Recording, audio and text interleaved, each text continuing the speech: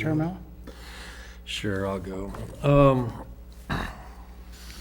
I talked to Mr. Scholl today, who was on that committee of 3 reviewing the fees.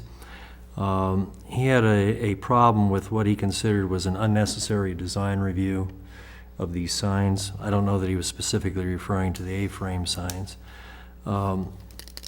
I would disagree with you, Mr. Mayor, about the A-frame signs. They're a pretty typical thing that are in a lot of different places.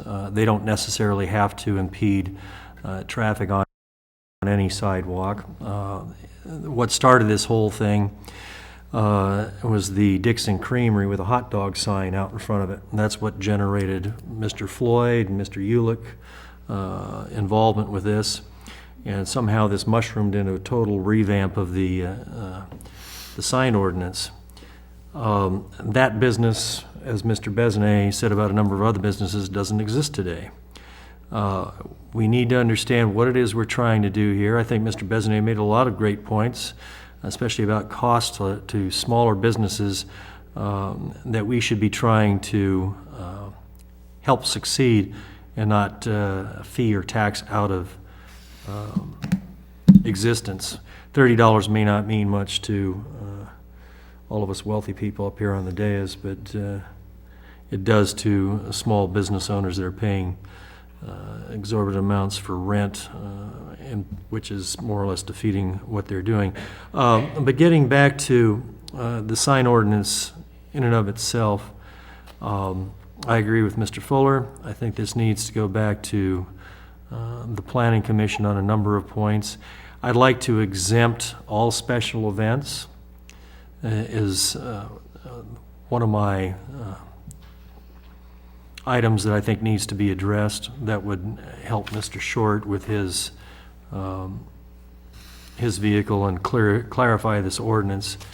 And I really don't understand why we're regulating mobile signs to begin with. I mean, Mr. Short brought it up, but the thing is, we have one mobile sign in town. Why is this a problem? Why are we even talking about regulating it? I have no problem if Mr. Short keeps the sign for the next 10 years out there on his property. I mean, I don't particularly like looking at his face, but, if it's there, I'll, drive by and just ignore it. Getting on to these other things, though, I still think we need to address this public service signage so there's no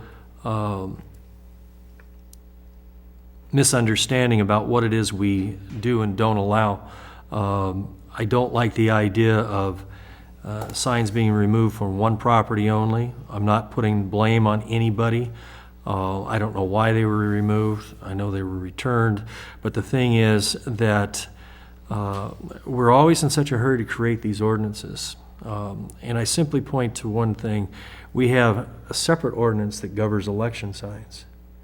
Yet we still have an election sign that sits exactly opposite us at 600 West A Street for the Dixon Downs, pro Dixon Downs. I like the sign. I think it's a good-looking sign. I always did. And it's on private property. Technically, that person can't have that on his property. I think that is a problem free speech-wise. I think that we get involved in putting these ordinances together, trying to keep our town from getting cluttered. And once we do that, I think there's a tendency to go overboard to where nothing is allowed at all. And I see that's where this sign is taking us. This is, as Mayor Batchelor said, we are a small town. We have a certain amount of ambiance that we like to have. A-frames are part of the ambiance. Having signs out there saying sign-ups for Dixon Dolphins is still part of the ambiance of a small town.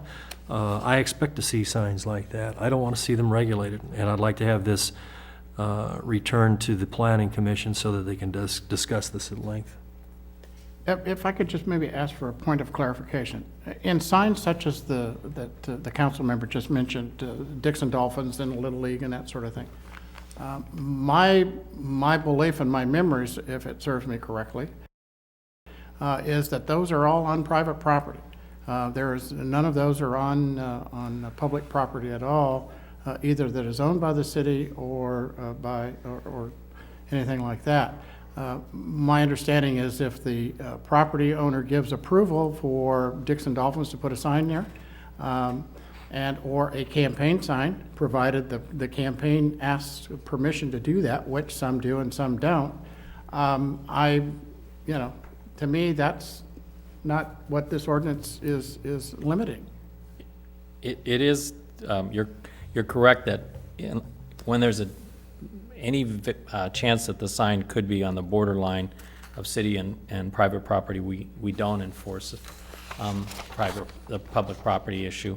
Councilmember Chair Mello brings up an example of where we made a judgment call that was incorrect. We thought it was on city property when in fact it was on private property.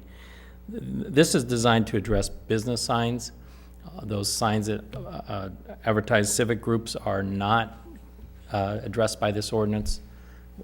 Clearly, we could put something in the ordinance, but this was not the intent. It was for businesses. And as I pointed out at the beginning of this, right now we have nothing on the books. It is so subjective that depends on the person who's sitting in my seat or in any other seat as to how the ordinance has been interpreted. And Councilmember Chair Mello is right. What finally brought this to a head was Dixon Creamery. But I assure you, in the 3 years I've been here, it was festering for a lot longer than that. Because we would go out and we would tell businesses that had signs up for more than 120 days, remove your temporary sign. And they would say, why? And we said, well, because our ordinance says so. So they would remove it. They say, well, when can we put it back up? When we had a debate as to when that could be. A-frame signs are not allowed, period. The DBBA, Mr. Ayala, who was a former planning commissioner, after he got off the planning commission, supported allowing him for the businesses in the downtown. So it's been a evolution to try to come up with some criteria that is more explicit than we have today, so that businesses will have some understanding of what they're allowed to do and what they're not allowed to do, so it isn't based on the whim of the planner of the day, which is really how it is today. And I think if you ask most businesses, at least this is what I've been told, they much prefer to know what the ground rules are than to have none whatsoever. And I so agree. that's how we got to where we are today. Can this ordinance be enhanced, made better? Sure. But it's a lot better than what we have today, and I'm more than happy to make a commitment to this council that we can continue to evolve this ordinance as we move forward and identify flaws in it that need to be fixed. But we don't have anything today, Councilmember, and I, challenge you to be put in our position and try to decide how to enforce an ordinance that's so vague that you can pretty much enforce it any way you feel like and still be defended one way or the other.